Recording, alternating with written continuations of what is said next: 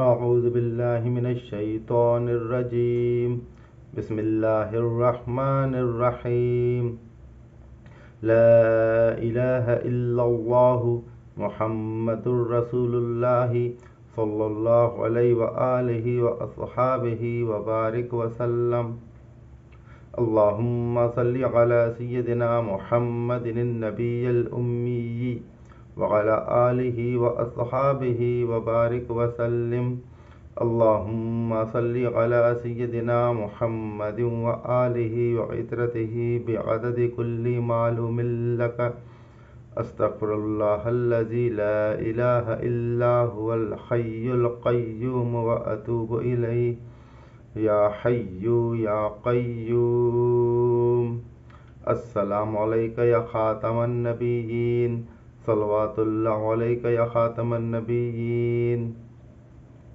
اما بعد، تمام دیکھنے اور سننے والوں کو السلام علیکم ورحمۃ اللہ وبرکاتہ۔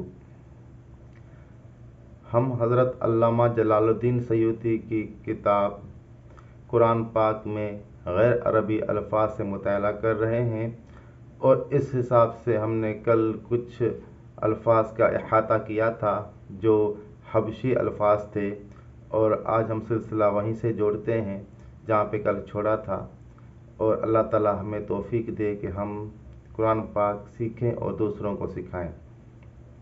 تو قرآن فہمی کے سلسلے میں یہ اس کی ایک سلسلہ ہے کہ ہم وقتاً فوقتاً قرآن فہمی کے حساب سے آپ سے باتیں کرتے ہیں، اور جو کچھ ہمیں مواد ملتا ہے آپ سے شیئر کرتے ہیں، آپ کو بتاتے ہیں، تاکہ ہمارے لیے قرآن فہمی کا راستہ آسان ہو سکے۔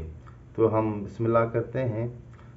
حضرت علامہ جلال الدین سیوطی فرماتے ہیں، ابن ابی حاتم اور ابو الشیخ نے سلمۃ بن تمام الشقری سے روایت کیا ہے، کہا کہ اللہ تعالیٰ کے فرمان وَأَعْتَدَتْ لَهُنَّ مُتَّكَئًا میں متکئن حبشی زبان کا لفظ ہے۔ یہ لوگ ترنج ایک قسم کے نیبو کو متکئن کہتے تھے۔ علامہ ابن جریر اور ابن ابی حاتم نے آیت کریمہ طوبیٰ لہم کے بارے میں حضرت عبداللہ بن عباس رضی اللہ تعالیٰ عنہ سے روایت کیا ہے، فرمایا کہ حبشی زبان میں طوبیٰ جنت کا نام ہے۔ ابو الشیخ نے بھی حضرت سعید بن جبیر رضی اللہ عنہ سے روایت کیا ہے کہ طوبیٰ حبشی زبان میں جنت کا نام ہے۔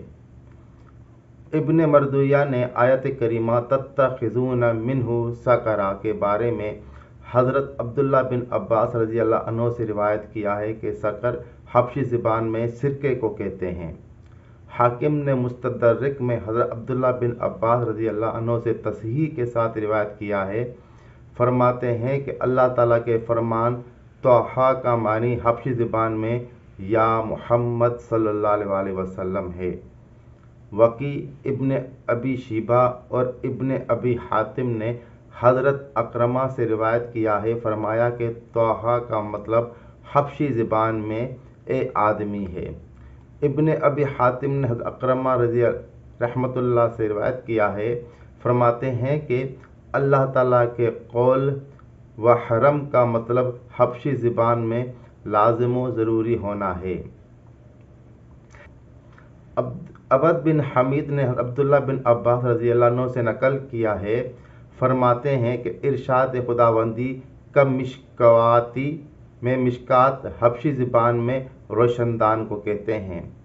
عبد بن حمید ابن منذر اور ابن ابی حاتم نے مجاہد سے روایت کیا ہے، وہ فرماتے کہ مشکات کا مطلب حبشی زبان میں روشندان ہے۔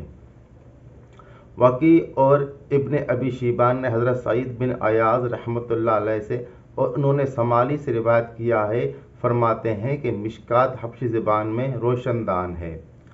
علامہ ابن جریر نے ابی میسرہ سے تخریج کی ہے، فرماتے ہیں کہ آیت میں او بی معہو میں او بی حبشی زبان کا لفظ ہے، اور اس کی معنی ہے سبح یعنی تو تسبیح کر۔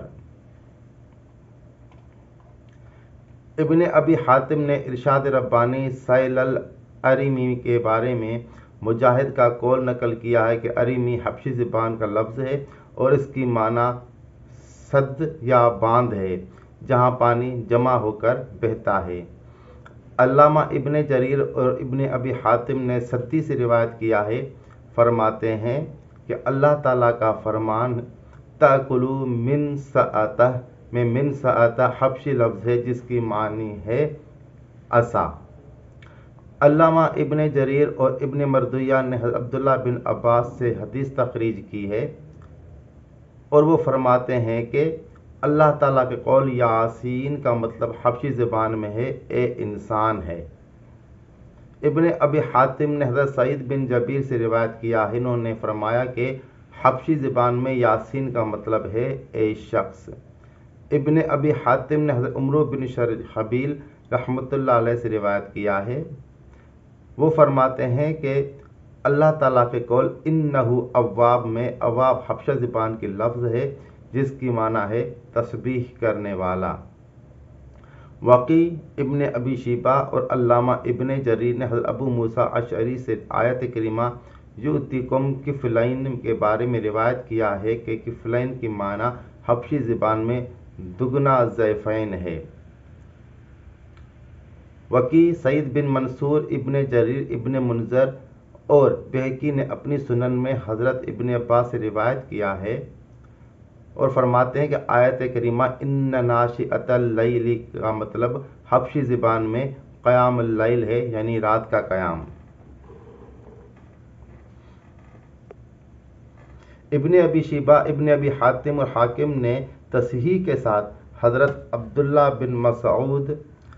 ابن مسعود سے روایت کیا ہے، وہ کہتے ہیں کہ اللہ تعالیٰ کے ارشاد ان ناشئۃ اللیل کے معنی حبشی زبان میں رات کا قیام ہے۔ امام فریابی نے حضرت سعید بن جبیر رضی اللہ تعالیٰ عنہ سے ارشاد الہی ان ناشئۃ اللیل کے بارے میں روایت کیا ہے، فرماتے ہیں کہ اس کا مطلب ہے جب وہ رات میں قیام کرے۔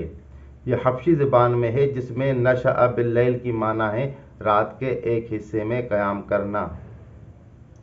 علامہ ابن جریر نے حضرت عبداللہ بن عباس سے اللہ تعالیٰ کے ارشاد السماء منفطر بہ کے سلسلے میں روایت کیا ہے، فرماتے ہیں کہ اس کی معنی حبشی زبان میں مملو یا بھرا ہونا ہے۔ علامہ ابن جریر اور ابن ابی حاتم نے آیت کریمہ فرت من قسورہ کے بارے میں حضرت ابن عباس سے حدیث تخریج کی ہے، فرماتے ہیں کہ اہل حبش کی زبان میں شیر کو قسورہ کہتے ہیں۔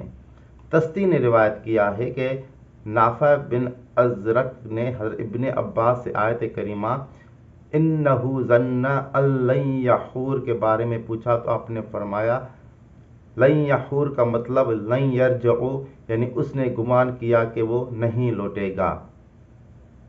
ابن ابی حاتم نے داؤد بن ابی ہند سے اس آیت انہو ظن ان لن یحور کے سلسلے میں حدیث نقل کی ہے، فرماتے ہیں کہ یحور کا مطلب حبشی زبان میں یرجعو ہے۔ ابن ابی حاتم نے اس آیت انہو ظن ان لن یحور کے بارے میں حضرت اکرمہ سے روایت کیا ہے، فرماتے ہیں اس کا مطلب ہے ان لن یرجعو کہ وہ نہیں لوٹے گا۔ کیا تم نے نہیں سنا کہ حبشی سے کہا جاتا ہے حر الی اہلک، یعنی اپنے گھر والوں کی طرف لوٹ جا۔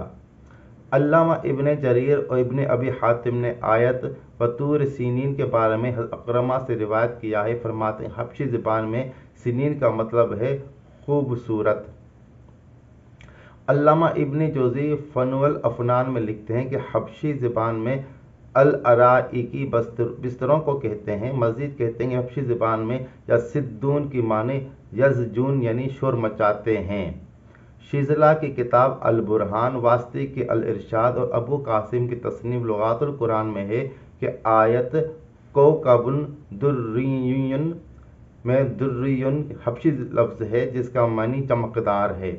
مؤخر ذکر دونوں حضرات نے اللہ تعالیٰ کے قول وغید الماء کے بارے میں لکھا ہے کہ حبشی زبان میں غیظ کا معنی ہے کم ہونا۔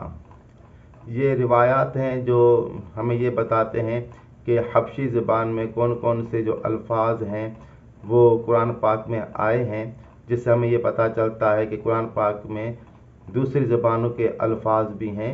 और इसी तरह ये सिलसिला जारी रहेगा इंशाअल्लाह ताला अज़्ज़ व जल।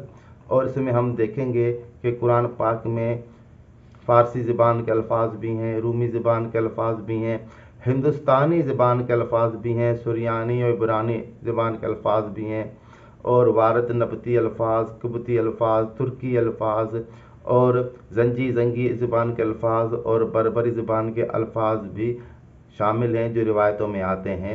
इंशाअल्लाह ताला हम आहिस्ता आहिस्ता करके इन तमाम की तफसील में जाएंगे और उनको हम देखेंगे कौन कौन से अल्फाज हैं जो कुरान पाक में दूसरी ज़बानों से आए हैं। इस बात का मकसद हम कल भी बयान कर चुके हैं कि ये अल्लाह ताला एक मोजज़ा है कि कुरान पाक में दुनिया के तकरीबन तमाम ज़बानें जो उस वक्त मुरवज थीं और जो बुनियादी ज़बानें जो मौजूद थीं, जो अक्सरियत लोगों की बोलती थी, उनके अल्फाज कुरान पाक में शामिल किए गए और एक मोजज़े के तौर पर शामिल किए गए। उम्मीद है आज की गुफ्तगू आपको पसंद आई होगी। अल्लाह ताला से दुआ है अल्लाह ताला आपको खुश रखे, अल्लाह ताला आपको आबाद रखे और ज़िंदगी की तमाम तर खुशियाँ अता फरमाए। और अल्लाह ताला से दुआ है कि अल्लाह ताला आपको सेहत, ज़िंदगी, खुशहाली गिनाए, बमअमर खिज़री अता फरमाए, आपको, आपकी अज़वाज को, आपकी औलाद को। व आखिर दअवाना अनिल हम्दुलिल्लाहि रब्बिल आलमीन। जज़ाकल्लाहु खैरा। शुक्र अल्हम्दुलिल्लाहि रब्बिल आलमीन।